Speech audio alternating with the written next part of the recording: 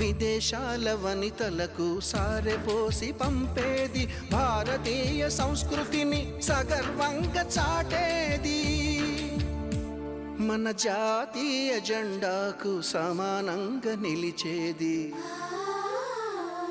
చీరలోని గొప్పతనం తెలుసుకో,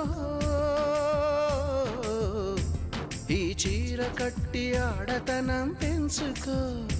సింగారమనే దారంతో చేసింది చీర, ఆనందమనే రంగులనే అద్దింది చీర, మమకారమనే మగ్గంపై నేసింది చీర.